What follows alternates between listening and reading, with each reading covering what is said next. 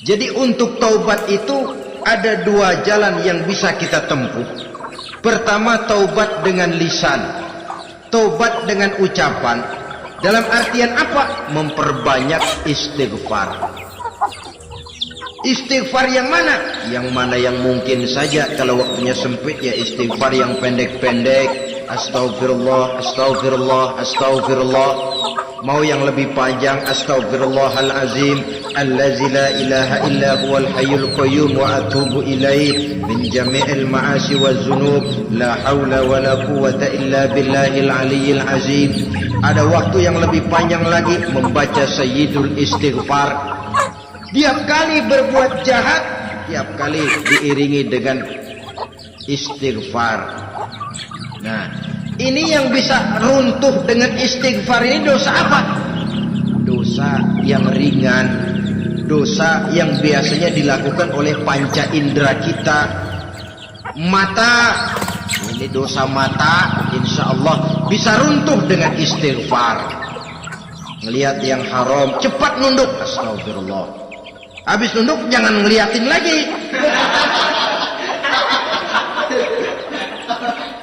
Kadang-kadang ngelihat nunduk istighfar, melotot lagi, istighfar lagi.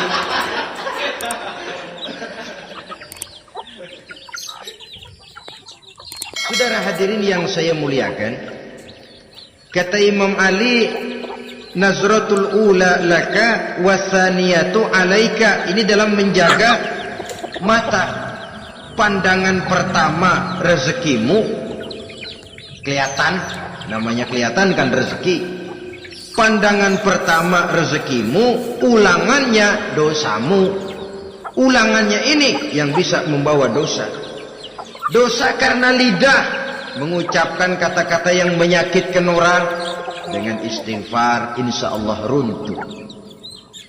Adapun dosa-dosa besar lainnya tentu harus dengan perbuatan. Tidak cukup dengan sekedar istighfar saja. Perbuatannya apa? Itulah seperti yang sudah saya sampaikan pada ciri-ciri orang yang bertaubat tadi. Oleh karenanya, beruntunglah kita masih diberikan umur oleh Allah. Sehingga segala dosa dan kesalahan yang kita lakukan, kita masih punya kesempatan untuk mengadakan pemutihan, bertaubat kepada Allah. Nah, apa kemudahan yang diberikan Allah kepada orang yang melazimkan istighfar di dalam hidupnya? Pertama kata Nabi, man lazimal istighfar, siapa orang yang melazimkan, membiasakan diri istighfar, diberikan keistimewaan oleh Allah. Pertama, ja'alallahu lahu min kulli dhiqin makhraja. Allah akan memberikan jalan keluar untuknya dari segala macam kesulitan. Hidup ini kan problem. Makin tinggi status sosial, makin banyak urusan. Urusan akan selesai apabila hidup di dunia selesai. Kita menyangka orang lain lebih enak dari kita, padahal tiap orang punya urusan. Yang namanya enak barangkali persis seperti pelangi biang lala itu. Tidak pernah di atas kepala kita, di atas kepala orang lain saja. Begitu kita memandang keenakan dalam hidup ini. Petani bilang pedagang enak, pedagang bilang petani enak. Tapi begitulah keenakan itu. Orang yang melazimkan istighfar, dia akan diberikan jalan keluar dari segala macam kesulitan. Menurut perhitungan otak, deadlock, buntu, tidak sanggup lagi, entah bisa terwujud dan terlaksana. Allah memberikan jalan keluar dari segala kesulitan. Saudara, kalau Allah sudah memberikan jalan keluar dari kesulitan, siapa lagi yang bisa bikin sulit kita? Kalau Allah yang memberikan jalan keluar, everything is running well katanya. Semua urusan bisa jalan dengan lancar. Tapi tanpa istighfar, jauh kita dari Allah. Jalan yang sudah lapang pun bisa jadi sempit. Urusan yang sudah nyata akan selesai pun bisa jadi injelimet. Dan jalan yang tadinya tidak berliku-liku pun bisa berliku-liku. Ini faktor yang di luar perhitungan matematis. Kita tidak mampu, Allah maha mampu. Menurut akal kita tidak mungkin. Kalau Allah mau, tidak ada yang tidak mungkin. Saudara-saudara, ini fasilitas pertama. Orang yang gemar istighfar diberikan jalan keluar dari segala macam kesulitan. Yang kedua, wa min kulli hammin faraja, diberikan kegembiraan dari setiap kesusahan yang dihadapinya. Ada saja faktor-faktor yang mendatangkan kegembiraan, yang mendatangkan refreshing di dalam kehidupannya, sehingga dia tidak lalu merasa jalannya buntu, tidak merasa kesulitannya tidak pernah terselesaikan.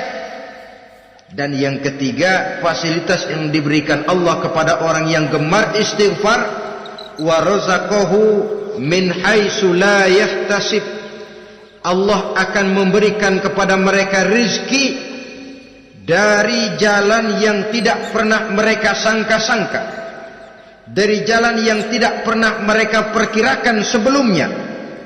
Saudara-saudara kaum muslimin rahimakumullah, inilah fasilitas ketiga yang diberikan Allah kepada orang yang gemar istighfar. Rizkinya datang dari jalan yang tidak disangka-sangka. Sebab rizki ini juga termasuk hal gaib. Dan jangan lupa, ar-rizqu bimakna al-ata hissiyan kana au ma'nawiyan. Rizki adalah pemberian, baik yang konkret maupun yang abstrak. Kita sering membatasi pengertian rezeki, maka rezeki kita jadi sering terbatas. Menurut kita kan yang namanya rezeki cuman duit saja. Kalau bukan duit bukan rezeki. Padahal semua karunia Allah itu rezeki. Umur rezeki, istri rezeki, anak rezeki, pangkat dan jabatan rezeki, termasuk duit juga rezeki. Tapi dalam kebiasaan kita rezeki cuma duit. Begitu duit seret kita anggap rezeki macet. Maka akhirnya kita tidak bersyukur kepada Allah. Padahal mungkin di sektor duit macet, tapi rezeki dari segi lain, ilmu barangkali tambah, wibawa naik, pangkat naik, anak tambah, itu juga merupakan rezeki. Saudara-saudara kaum muslimin rahimakumullah, orang yang gemar istighfar ini diberikan rezeki dari jalan yang tidak disangka-sangkanya, dibukakan perbendaharaan Allah untuknya, sehingga rezekinya datang dari cara yang tidak disangka-sangka. Allah maha kaya. Kalau dia mau, la mani'a lima a'taita wa la mu'tiya lima mana'ta. Tidak satu kekuatan pun yang mampu mencegah apa yang hendak diberikan Allah, dan tidak satu kekuatan pun yang sanggup memberikan apa yang dicegah oleh Allah Subhanahu wa taala. Ini keistimewaan yang diberikan Allah kepada mereka yang gemar beristighfar di dalam kehidupan ini.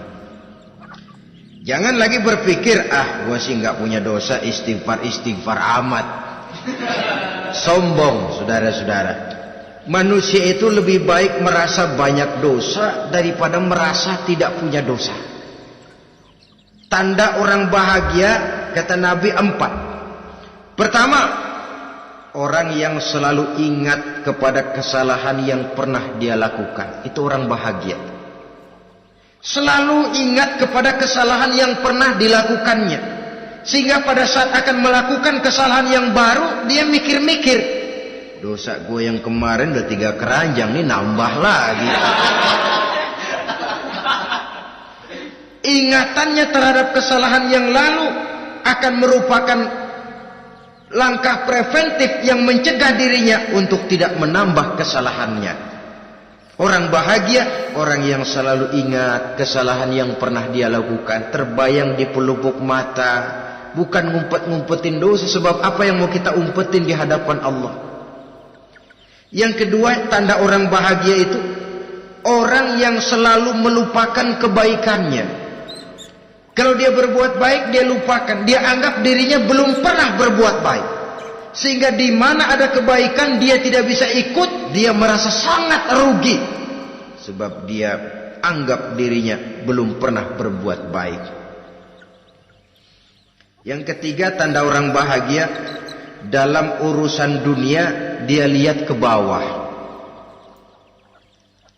Sehingga timbul rasa syukurnya, bahwa kalau dia sengsara masih banyak yang lebih sengsara dari dia, bahwa kalau dia miskin masih jauh lebih banyak yang miskin dari dia, bahwa kalau dia menemui kesulitan masih banyak yang jauh lebih sulit dari dia. Dengan cara itu jiwanya akan lapang, hidupnya akan tenang, dan dia tidak pernah ingkar kepada nikmat yang diberikan Allah. Sebaliknya yang keempat, tanda orang bahagia itu dalam urusan akhirat dia lihat ke atas. Dunia lihat yang bawah, akhirat lihat yang atas. Kalau dia bisa sholat, kenapa saya tidak? Kalau dia sanggup puasa, kenapa saya tidak? Kalau dia bisa baca Quran, kenapa saya tidak? Timbul panas, nyontoh ibadah mendatangkan kebahagiaan. Rakus ibadah malah dianjurkan, rakus dunia malah tercela. Nah, lawanannya orang celaka, saudara-saudara.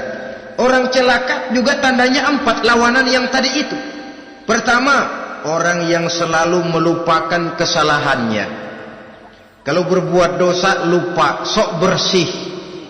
Alah, dosa gue mah dikit. Saudara hadirin yang saya muliakan, orang yang selalu melupakan kesalahan, menganggap dirinya bersih, akhirnya kalau ingin berbuat dosa nggak mikir-mikir, tidak ada lagi yang ditimbang-timbang. Selanjutnya, yang kedua, orang celaka itu orang yang selalu mengingat kebaikannya. Akhirnya apa? Timbul sifat nepuk dada, membanggakan jasa, lahirlah pahlawan-pahlawan kesiangan.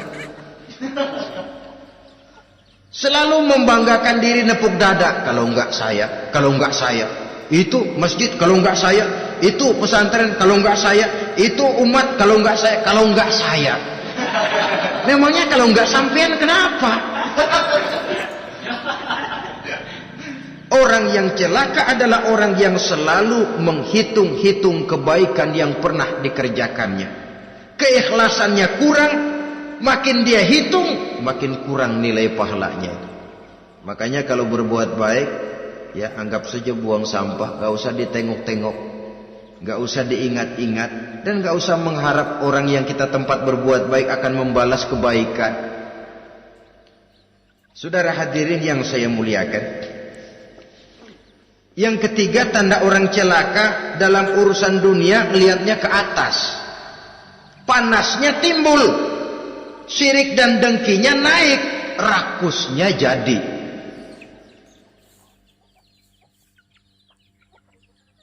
Timbul sifat panasnya itu, tidak mau ngerti. Kalau tetangga saya bisa beli kulkas, kenapa saya tidak? Kalau tetangga saya bisa beli motor, kenapa saya tidak? Kalau tetangga saya bisa beli mobil, kenapa saya tidak? Gaji nggak cukup, tuyul piara.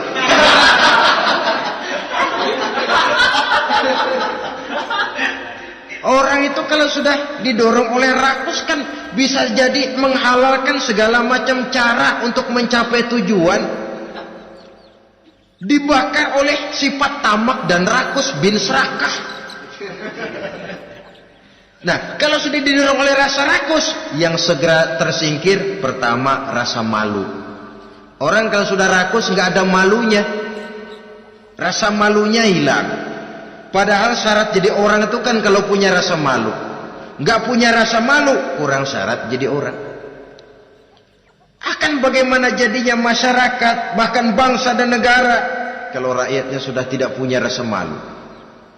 Yang kedua, rasa takut hilang, terutama takut kepada Allah. Sirna sama sekali. Sudah tujuan menghalalkan cara. Yang keempat, tanda orang celaka dalam urusan akhirat, lihatnya malah ke bawah. Kenapa kamu enggak sholat? Itu bapak anu yang tuaan, enggak, saya enggak lagi. Kenapa ngelihatnya mesti kepada yang begitu? Sehingga lalu tidak ada gairah untuk mencontoh. Saudara-saudara kaum muslimin rahimakumullah, walaupun serba singkat oleh karena terbatasnya ruang pembicaraan ini, mudah-mudahan bisa memberikan gambaran sepintas tentang ciri-ciri orang yang bertaubat. Dengan harapan, marilah kita menjadi orang yang bertaubat sebenarnya, dengan ciri menyesal terhadap dosa yang pernah kita lakukan, meninggalkan perbuatan jahat, dan berjanji tidak akan mengulangi lagi perbuatan jahat itu. Kalau dia menyangkut hak-hak manusia, maka hak itu harus kita kembalikan, dan kepada yang bersangkutan kita harus meminta maaf. Apabila ditambah dengan kegiatan lisan, memperbanyak istighfar dalam kesempatan yang mungkin di sepanjang perjalanan hidup ini. Ini sajalah yang kita bicarakan pada pertemuan kali ini. Terima kasih atas segala perhatian. Mohon maaf atas segala kekurangan. Usikum wa nafsi bitaqwallah. Wassalamualaikum warahmatullahi wabarakatuh. Waalaikumsalam.